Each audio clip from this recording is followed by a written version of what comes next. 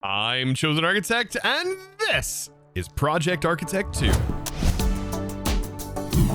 Now, just a reminder, these next few episodes, by the way, are going to be pretty cool because we are going to be diving through the Adventure Bound chapter set, and that is going to allow us, hopefully, by episode 20, to gain access to Archimedes, and that is our first major progression when it comes to EMC automation. So jumping back into some more Project Architect 2 today, there's a lot to be done, and I'm pretty excited about this. So diving back into the Adventure Bound chapter, this is where things are really important. There's a lot of things that we need to do here, and we can take these on in, of course, any order. We've already done the B, which in my opinion is probably one of the easiest things to do and is also super cool. Now, I think today we should definitely work on, in my opinion, the next easiest one to do. And that is going to be to take on the Warden. And now we are going to make the Warden seem like, well, mush, because of our tools that we have available to us at this current point. So, for example, we have our ProjectE red guitar. This is going to one-shot the Warden, so we don't have to really worry about it. We just kind of have to locate the Warden, and then we have to also go to another dimension that the Warden unlocks. But there's also some other things that we might want to upgrade, for example, our armor. And for that, I might as well start making the red matter gear. So this is just going to require dark matter gear. And I'm not going to upgrade it just yet to gem armor. Unfortunately, I'm not a huge fan of the effects that the gem armor gives you, but I do like the protection, for example, that the red matter stuff gives you. Now, this is going to be a pretty big exchange of EMC. Like, I had like 100 million EMC. That's basically coming from my mob farm. And, well, we're using a lot of it. Like, definitely a lot. That knocked us down to 67 million. So now we have ourselves some pretty nice armor. Like this armor right here, I will say, very, very good and should protect us quite well. And I believe with a couple of enchants, we could be looking pretty good. Actually, oh, I guess we can't enchant it. It just gets thorns. That's interesting. And wow, you know what? It's actually not too bad. Our EMC value wasn't super hit on that. We're at 92 million still from the roughly 100 and some odd million that we had. And yeah, after doing some testing, yeah, it's not actually enchantable. Very interesting, but we should be able to upgrade certain parts. For example, like the chest piece here, we can upgrade it and it will definitely grant us some nice benefits. Now, you know what? I think when it comes to the helmet and also the chest piece, those are definitely worth upgrading into gem. This is going to give us the infernal armor piece, and then we'll also have the abyss helmet, which will be very, very nice. And the crafting for this is not too bad. So when worn on the body, we should get the effects of this this hunger here, and we shouldn't take lava damage, I do believe. So this should actually keep us like constantly saturated, or at least so I would hope. And then the helmet has the ability to toggle on and off night vision, which will be very useful. Now, each of these pieces are going to require a Klein star. And so I do have this particular Klein star set up, and I just need to essentially gather up the EMC, learn the new recipe as I start to level it up. And notice each one of these is going to get more and more expensive. Klein stars are a very, very expensive endeavor to make, but we're going to need 4 each. And it's not too bad. We're just essentially learning the recipe. We're not gaining or losing EMC in this case. And there we go. Klein Star Omega. So this is the top tier from within the base mod, but it does continue to go up from here. And so I'm going to put this over here, and we are going to actually need 2 of those. And this is where our EMC is really going to take a hit from doing this right here. Yeah, because we're going to need quite a few things like dark matter. Let's see, we need 6 here, and I think we need 6 on the other. So this is going to require an Evertide amulet, which is fantastic, by the way. Definitely need to make one of those just on its own. And then I also need a soul stone, which will actually keep me healed. So between this and this, we should like never take any damage. Or at least, of course, if we do take damage, like it's going to be insta-healed. Like we're going to be healed up pretty quickly. And same here for the volcanic amulet. Now we should have everything to make a pretty powerful piece of gem armor. So these 2 pieces are my favorite. Like I said, if you like the kind of gravity effect on the greaves, then you can make that. And if you want creative flight without needing to have a Klein star, then definitely make the boots as well, as that will work. But with these two pieces alone, ooh, we shouldn't even have to eat anymore, which means we can focus more on automation and building without the need to worry about, well, am I going to eat? Of course, you could do this a lot earlier with the backpacks. The backpack does have a feeding upgrade, and I don't know, could possibly be better than this, even though every 0.5 seconds, we end up gaining saturation. Now, I have all of that set up, and I think before I want to go, I actually want to set up a matter condenser so this can be running while we're off doing something else. Now, the matter condenser is going to need some sort of material, and this is what we're going to use to produce singularities.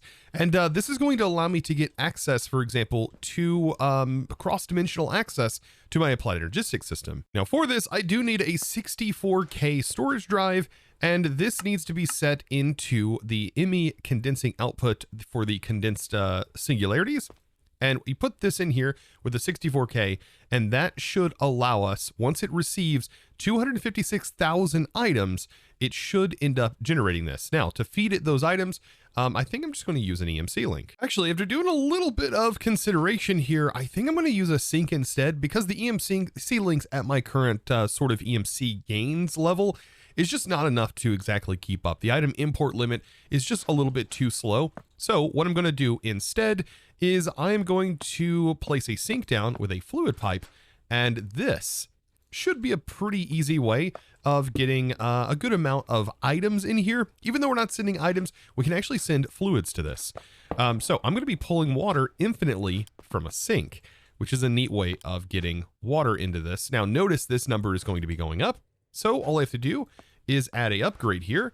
And now this should be going a lot faster. And before I know it, I'm going to have myself a singularity that has been generated from infinite water. Now, yeah, I know this is also one of my least favorite mechanics of applied energistics.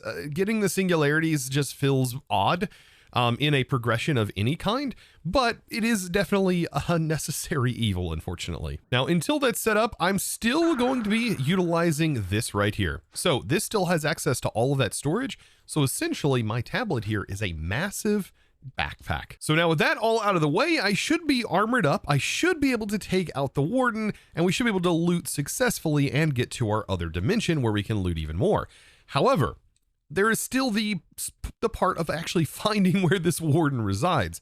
And for that, I added something into this pack that you guys are going to absolutely love, and that is the actual Explorer's Compass. However, this is going to require some cobwebs, so we are going to have to craft some cobwebs. I think I have some comb, or you can actually use shears on cobwebs that you find in, for example, an underground structure that has cobwebs. That's another great way of getting them early on.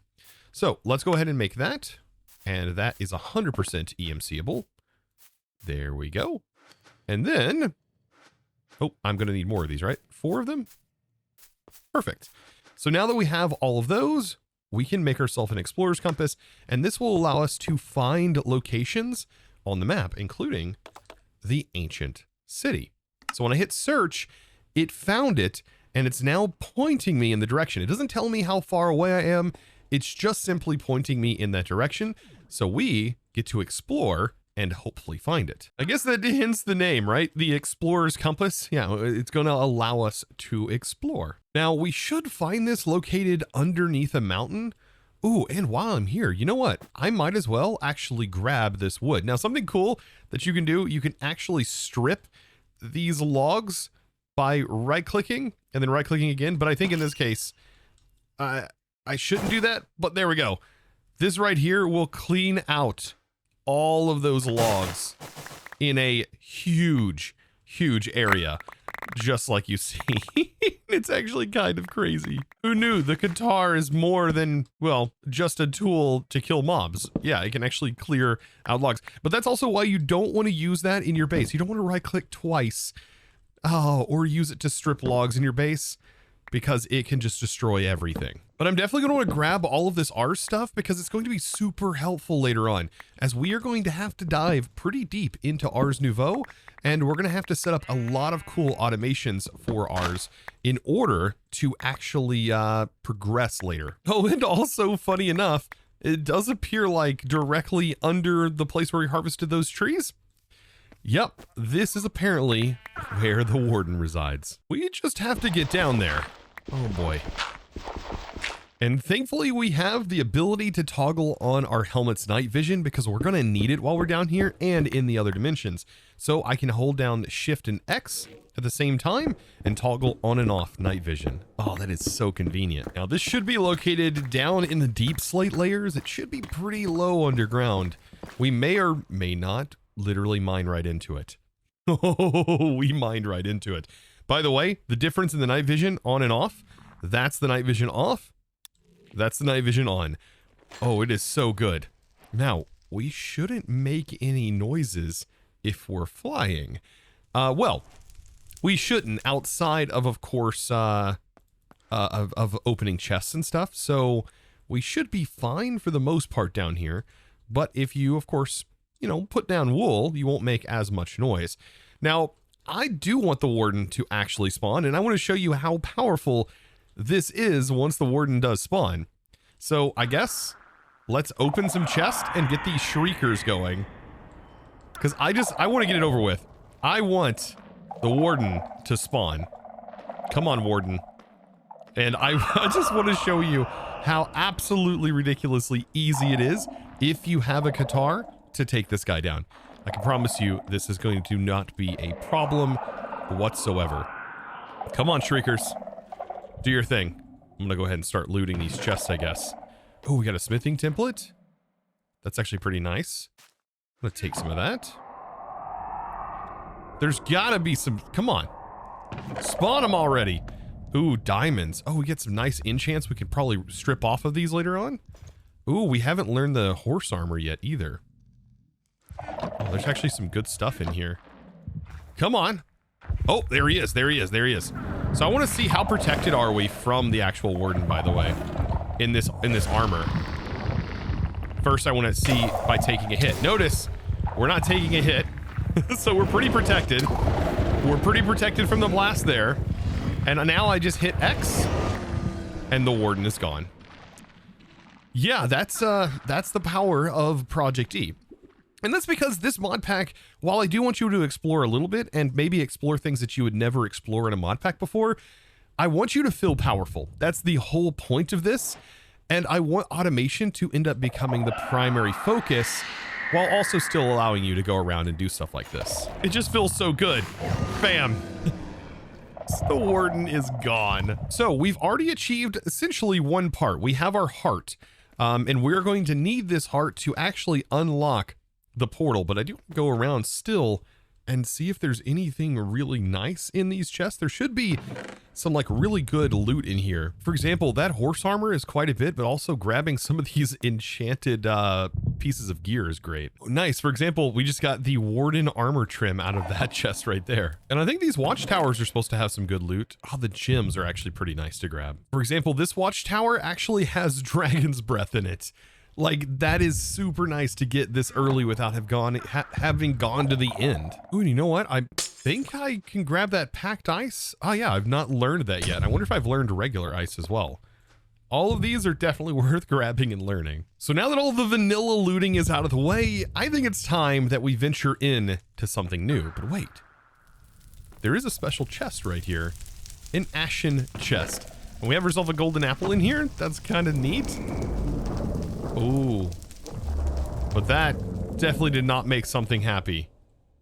Is there another Warden that just happened to spawn over here? I'm trying to get rid of all of these as much as I can. Okay, there is a Warden lurking about. I just can't see where it's at, but there is definitely one lurking about. Now, I just need to essentially clear off all of the Skulk Vein off of this portal. And as soon as we have all of the Skulk Vein cleared off, I can then use the Heart of the Deep to get this bad boy up and rolling. Okay, so let's open up the portal to the deep dark. Oh boy, and here we go. Yeah, and there is definitely a Warden somewhere. I have no idea where he's at, but I think I got him. Okay, so without further ado, let's go into the deeper, darker dimension. We just need to simply walk in and voila. Darkness descends. Ooh, and we got a pretty decent spawn as well. I actually love this particular biome. Now, let's turn off night vision, and this is what it looks like without night vision. So Yes, night vision is 100% recommended, just so you guys could see in the videos as well. Oh, that's cool. Oh, it shoots you way up in the air. That is so neat. 100% turning these back on. But we need to kind of look around for a particular structure, and we can actually use our explorer's compass for this as well. Now, inside the quest, under the Warden, we've already done the main part. We basically needed to take out the Warden and get its heart and open the portal.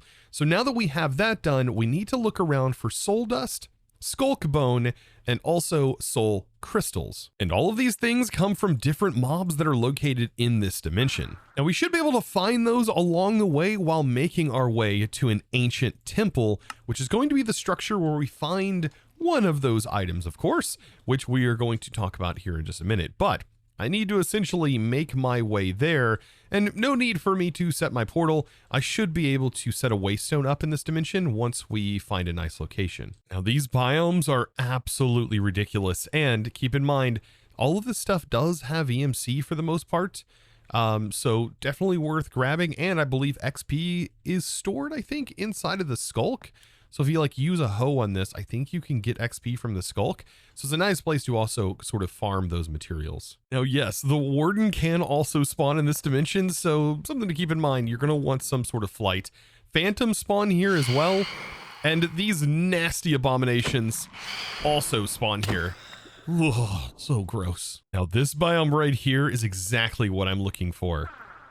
These guys.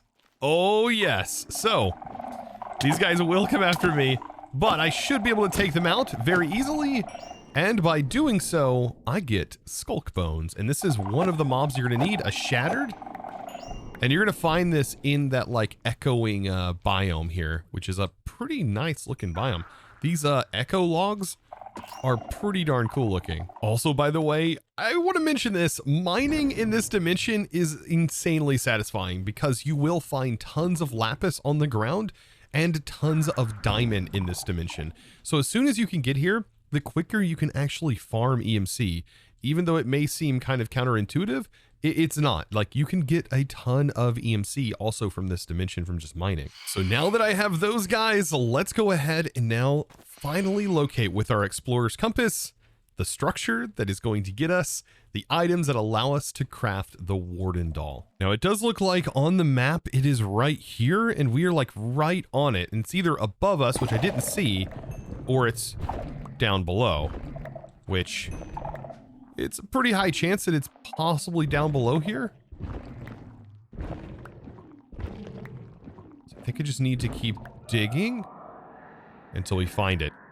And there it is. Oh no, and immediately the Warden spawns. We're gonna have to really clean this place out. There's gonna be a lot. Oh, there's the vases we actually need. I've got to go through here and get rid of as many of these shriekers as I can find, or it's gonna be non-stop Warden. Now these little guys are super cute. These are skulk snappers. Look at them, they're like little skulk puppy dogs. But they also drop the soul dust that we need. And I'm pretty happy about that. So now that I've got that essentially done, I think we should go around and start breaking these vases or vases. And let's go ahead and dump as much of this as we can in here. Perfect. And don't use a silk touch tool on these. We should be able to just use a regular pickaxe, and that should start dropping some materials. And we've got to get super lucky with this. Either we get a stalker to potentially spawn, which is like a less than 1% chance to spawn. It's like a 1 in 200% chance to spawn. Or we get these little guys that just spawned here. These are little skulk leeches, and we can take these out. They also give you the dust. But what I really want is through the drop pool. So I had added a drop pool for these vases that should have a chance of giving us the actual soul crystals that we need. But this also has kind of a low chance. It's not like insanely high or anything like that. It has the same drop chance as you, for example, getting like an enchanted golden apple out of this the drop pool, which is not super duper high. But hey, look, we just got our first soul crystal though. And these vases are literally everywhere. Like, you could easily like miss some of them, like, because they're hidden in like really good spots and they blend so nicely into the deep slate. Like, I've already walked around those. I can't believe I've missed this many already. Like, I didn't even see that there was 4 of them just tied right up here at the top. That is honestly ridiculous. And it's even worse if you don't have night vision. Like, that would be absolutely painful to not have night vision. Now, this main area has several of them, so hopefully we get lucky. Fingers crossed. And if you run out of these Vosses, of course, you would have to locate another structure. But there's a ton of these in here. Like, there's these right here, and then there's also some more that we're going to find underneath. And then there's chests. These have all kinds of interesting stuff in here. I definitely want to take these. Wow. And inside of this chest loot pool is the crystals as well. So I ended up getting it via the chest. I guess you have to get super lucky there, as it's probably a very similar loot drop chance to finding, for example, an enchanted golden apple. Now, I'm not done yet here. I still want to go underneath because there's actually a surprise if you mine down in here. So spoilers, there's an entirely new room. Yes. I would really love a stalker to spawn. But yeah, Warden is really going to be a pain here. I've got to make sure and clear out all those shriekers. Gotta get rid of the shriekers, and there's like shriekers everywhere. There's a shrieker here. There's so many diamonds down here.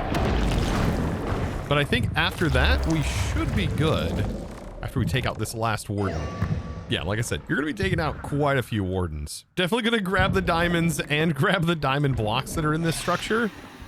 100%. And I definitely want to grab the special item that should show up inside of one of these chests. Ooh, and it might actually be inside this chest right here. Aha, there it is. The Skulk Transmitter, which is a pretty cool tool that allows us to sort of link to an inventory or link to a block, so long as we're in the same world.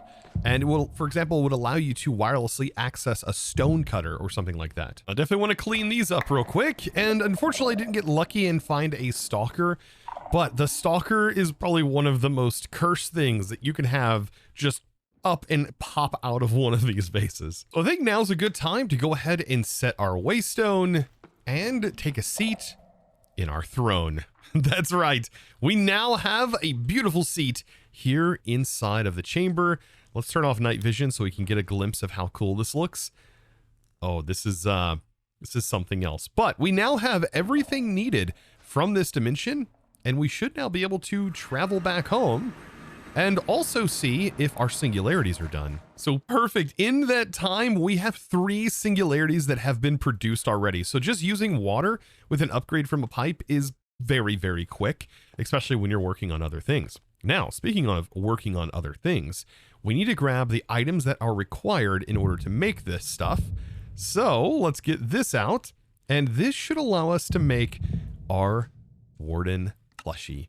So this is everything that we need. Let's see what we also got. We got some iron. Okay, that was our reward there. But we need to make ourselves the Warden plushie. And this is the crafting recipe for the Warden plushie. So let's go ahead and get that done. Warden. And voila! We've done it. The Warden. And definitely need to learn these. You have to learn them. And it's going to be so nice. And you'll understand later whenever we get them automated. But now we can set this on display just like our bee, placing them onto a pedestal. And now we have ourselves the Warden plushie. Or I guess technically it would be just the Warden. These are our plushies, but they're not plushies at the same time. It'll make more sense whenever we go to actually craft the Archimeat. But yes, they are like the embodiment of the mob themselves. And essentially, I just went and did a bunch of research, and I'm now able to essentially clone the mob. At least that was my original idea. And now that we have that, we are one step closer into actually completing the first major stage of our EMC Gains chapter. Now, I'm still not done because there is something else that I definitely want to do. I want to take this singularity here, and I want to actually utilize this. So let's grab an Ender Pearl and or Ender Dust. And let's also grab some TNT. We can definitely use some mini TNT here. And I want to split this singularity into 2 parts. And the way that we do that is by an in-world explosion with either an Ender Pearl or Ender Pearl Dust. and we should be able to use tiny TNT to get quantum entangled singularities. So let's get a button, and let's go find somewhere to do this. I got to get these bad boys split and entangled. So I think this little spot should work just fine. I'm going to place down my TNT and then turn off my magnet, place these two items right there, and then give this a redstone signal. And that should convert these, there we go, into quantum entangled singularities. So I'm just going to go ahead and make the quantum bridge card, which is going to be one of the major components that we're going to need inside of our actual wireless terminal here. And I also now have to take and make the quantum link chamber. And honestly, making this is not too bad. We are going to need 8 of the quantum rings, however. So having auto crafting for this is actually kind of nice. And now for this, I think I'm going to build it right here. I was thinking about putting it up top. I still might do that, but this is how this thing essentially gets built. We place this around, and in the middle, we place the link chamber, and then we just need to connect a cable up to this. So let's grab a cable, just a regular smart cable, not even a dense version. Let's just do a regular smart cable. And then we need to get that connected. And now once this is connected, all we have to do is in here, we put in our entangled singularity, and then inside of our terminal here, we're going to place in our card, and then we should be able to put in our quantum entangled singularity. And with this device online, we should now be able to travel travel outside of our current range of our base, so long that that's loaded, and we should be able to access our card. And that also includes in other dimensions, or so I hope. So there we go. I can still access this. And then if I, for example, go to the deeper, darker dimension that we just came from, I should also be able to open up my terminal, and I now have access to this in other dimensions. Now, this does come at a pretty steep power cost, however, so that it is something to sort of keep in mind. And I would also assume that my grid itself also takes a pretty big hit on power as well. As it looks like the quantum ring itself requires like 396 RF per tick in order to just stay constantly running. Now, I did go ahead and decide to move it up here, and yes, I don't need all of these connections to all sides, but I did want to keep it kind of symmetrical and kind of made it look like it's a light fixture that's hanging from the ceiling. And yeah, I don't know, things like that I really enjoy. We're probably going to have more than one of these because I think we're going to need one for each of our, for example, terminals that we may have. But we should be able to actually compress our terminals down into like one terminal down the road. Now, I almost forgot the Skulk transmitter and actually showing you what it can actually do. So for example, it can link to vanilla sort of things. So for example, a crafting table, you can shift right click and it will link. And now I can actually open up that crafting table from like around the base, which is kind of a neat little thing. I find it most useful, for example, for the stone cutter. And the stone cutter is probably one of the coolest things to have access to. I 100% know we have better options. For example, we have like the handheld version of the stone cutter and things like that. It's just kind of a neat thing if you're ever playing a mod pack that only has the deeper and darker mod in it. And so with that, I hope you enjoyed today's episode. Hopefully you learned something new, whether that was about ProjectE and making the gym armor, or whether it was about actually getting into the deeper and darker dimension and crafting this plushie. I hope you guys really enjoyed today's episode. If you did, click the subscribe button so you don't miss out on future episodes just like this one, and give this video a huge thumbs up and comment down below, you know, for the algorithm. And of course, guys, with that, it's now time to thank the amazing supporter of today's episode. And that huge thanks is going to go out to Mighty the Elf. Thank you so much for your amazing support by choosing to support me over on the Discord by becoming a Discord premium member, and of course supporting in one of the best ways possible. Thank you all so very much. I look forward to seeing you in the next episode. And as always, thanks for watching. Bye.